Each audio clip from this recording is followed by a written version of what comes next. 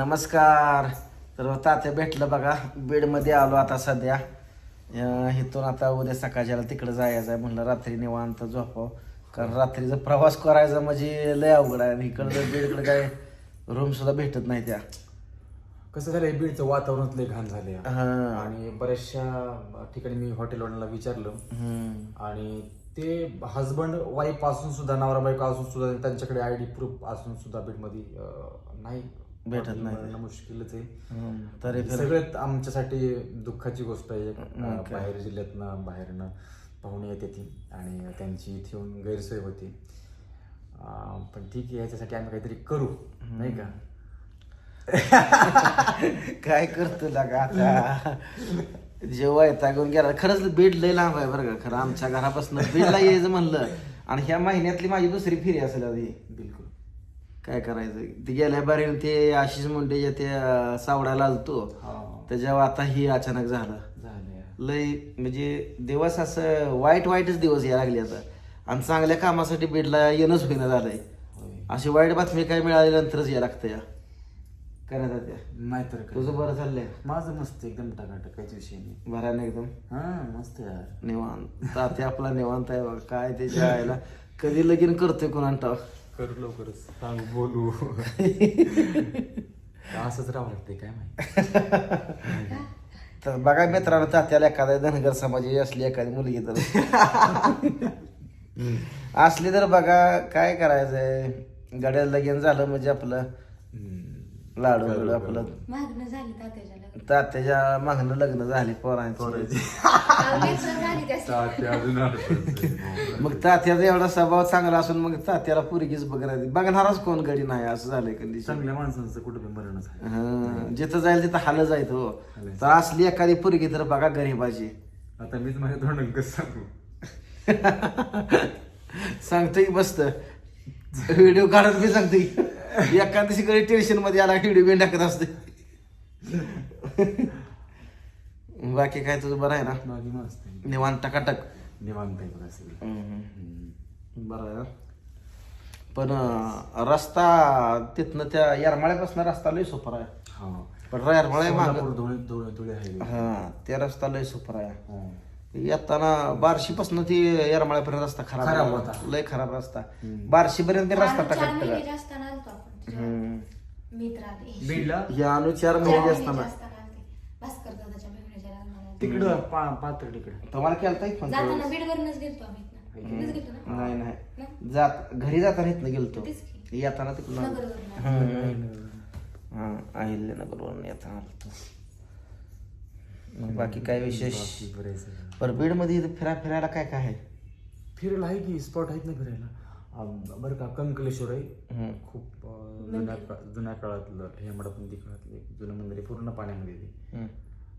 त्यावेळेस नाही का हे आलते, कोण आलते आपले गणेश ते आलते त्यावेळेस. ते एक मंदिर आहे, खंडेश्वरीचं देवस्थान आहे, देवीचं मंदिर आहे. आणि इकडे कपिलधारा म्हणून आहे, तुम्ही जिथं आलात ना घाटात, मांजरसुंदर घाटात बघितलेलं. मग काय ते नाही मी बघितलं, पण ऐकून घाटापाशी आहे एवढं माहित आहे. हा, दरी ते आतमध्ये गेल्यावरती तेच घाट. मी खाली उतरलात का, तिथं रस्ता आहे आतमध्ये जायला, परत वापस वळायला घाटामध्येच आहे. अंधारचं एवढं काय समजतंय. हा, कपिलधारा म्हणून. रस्त्याच लय डेंजर आहे. बिंदुसरा डॅम आहे तुम्ही जिथं घाटाच्या खाली उतरलात ना, पाली साईडला ते डॅम आहे, तलाव आहे, तिथं पण खूप छान लोकेशन आहे. हा, मग बाकी काय एवढं काही विशेष वेरोजला बघितल्या ना कधी? बघितलं की गेलतो नाही गोष्ट तिकडं संभाजीनगरला.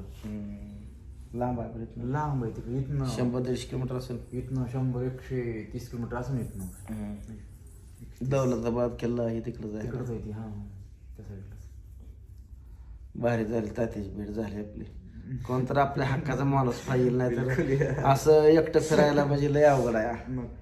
अनोळखी ठिकाणी अनोळखी ठिकाण राहणं लय अवघड आहे. आणि माझ्या आता मी इथली तर अजून सुद्धा मलाच अडचण आली नाही का. म्हणलं आता हे तर हॉटेल माझ्या ओळखीचं होतच, असं काही नाही आपल्या ओळखीचे दादा. पण मग तरी पण म्हणलं एकदा बाहेर जाऊन विचारावं नाही का, कसं कसं लोकेशन आहे, कसं कसं काय नाही का. पण नाहीच बाबा, म्हणजे बीड म्हणजे काही तुम्ही सोडूनच द्या, झालंय काय नाही काय असं जाऊ द्या. आता ओके, आपणच आपल्या तोंडाने सगळ्या गोष्टी नाही का. बरोबर, चला ठीक. जेवण आहे का नाही?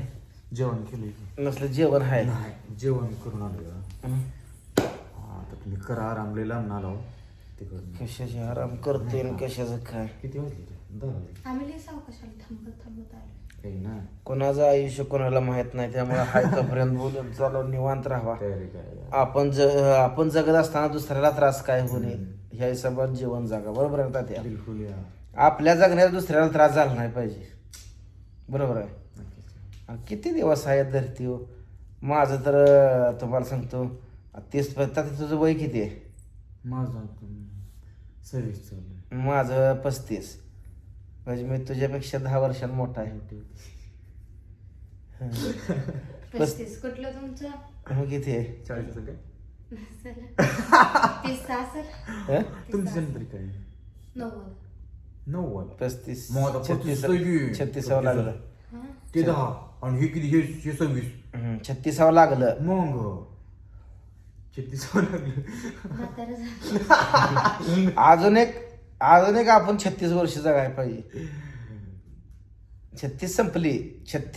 36 कशी केलेली मी कळली नाही ती. 36 आणि 36 किती 72 जगताल की राव आज किती जायचं चिका तरी 72 म्हणजे बरोबर झालं आपलं. भरोसा नाही जीवनात आजकाल. पण भरोसा नाही. कुणाचा भरोसा आहे का? नाही भरोसा पण आता हाय झालं 40 लागलं का झालं रोग राहायला लागली मागं शुगर हो बीपी हो लागते. पण जाऊ दे हाय तवर तरी भरभरून जगायचं नाही का हा ही पटलं आपल्याला. नाही का हो? जोपर्यंत आपलं जीवन आहे आपल्याला चालायला कसं आहे माहिती बोलायला का येते. समोरचा कसा जगतोय हे महत्वाचं नाही हे आपण कसं जगतोय हे महत्वाचं आहे नाही का बरोबर हे महत्वाचं मग तरी पटलं या. आपल्याला. आपण आपलं बघायचं आपल्या स्वतःचं जीवन आहे आपण कसं जगायचे आपण शिकलं पाहिजे. आणि आपण आपल्याला मेंटेन ठेवलं आपण जर चांगले राहिलो तरच आपण सगळ्या गोष्टी करू शकतो आणि सगळ्यात तब्येत मेंटेन ठेवली का सगळं आहे. तर. तात्याची तब्येत आहे बघा त्याच्या आईला लोकडा तुमच्यासारखं नाही झालं व्यायाम करायला लागत आणि तब्येत- व्यायाम करायला लागत नाही कारण मला रोज त्याच्या आईला व्यायाम करायला लागते तेव्हा माझं शरीर राहते. असं नाही तर माझं लय वाढतंय मग शरीर काय करायला. देवानं आपलं शरीर दिलंय असं थोडं कधी खाल्लं तर भरपूर वाढतंय. सुख लागलं वाढलं. हं? आमचं आपलं बरं आहे का नाही? खाऊन पिऊन असंच काय केलंय रानात आता? आता ऊस आहे 3.5 एकर ऊस आहे आणि तो आता जाईल गेला नाही आणि जाईल आता आणि परत 1 एकर लावलाय बाकीचं मग काय भुईमुग आहे गहू आहे आणि काही बाजरी वगैरे आहे आता तूर बाजरी आहे. कुठली आता? बाजरी आमच्याकडे उन्हाळी बाजरी करते पावसाळी पण करते ती पण पावसाळ्याच्या काढण्याच्या टायमाला आपदा होती पाऊस येतो उघड जात पण त्यावेळेस बाजरी लई होती झडती बाजरी लई. होती बाजरी त्यावेळेची बाजरी खमंग पण लागती पण शक्यतो आता पाणी असते ना मग त्यावेळेस उन्हाळीच बाजरी करतात आमच्याकडे आमच्याकडे जूनला बाजरी असते. आमच्याकडे जूनला असते आमच्याकडे पेरते जूनला पण आपदा होती त्यामुळे हा तुमच्याकडे ती तुमच्याकडे आपलं असतं. काढली का नाही वाळवायला नेली अपदा होती. आम्ही आता बाळगून ठेवली आम्ही तशीच भरून ठेवली. नाही इकडे उन्हाळी बाजरी असली इकडे. उन्हाळ्याच करते बाजरी आमच्याकडे आता आमच्याकडे पण इकडे बाजरी जास्त खाती हे बघा का ज्वारी खाती. बाजरी जास्त खाते तिकडं बीडकडे. फक्त ज्वारी केव्हा खाते ती जेव्हा डॉक्टर सांगत तेव्हा ज्वारी खाते ती नाही, ट्रॅक्टर पित होते मी सांगते. तसं नाही मग डॉक्टर म्हणलं ना ते ज्वारी शरीरासाठी ज्वारी ज्वारी चांगली असते. हा. अशी बी काही ज्वारीची भाकर खाते ती पण काही माणसांना जेव्हा डॉक्टर सांगल की शरीरासाठी ज्वारीची भाकर चांगली तेव्हा ज्वारी खाते माणसं नाही तर सरसकट बाजरीची भाकर आणि तशी बाजरीची भाकर पण चांगली आहे. चांगली ज्वारीची ज्वारीमध्ये भाकर शुगर असते. शुगर असते जास्त पण साखर ज्वारी असते. खाताना त्याला शुगर होती. होय. बाजरी आमच्याकडे शुगरची बाजरी माणसं बाजरी खाते. बाजरीत उष्णता असते थंडी दिवसात तर बाजरी 1 नंबर. आमच्याकडे बाजरी उन्हाळ्यात फक्त पित्त उन्हाळ्यात तेवढं जरा नॉर्मल खायची. पित्ताचा त्रास वाढतो. तर चला मित्रांनो असं गप्पा छप्पा चालू आहे त्या भेटलं ताते आपलं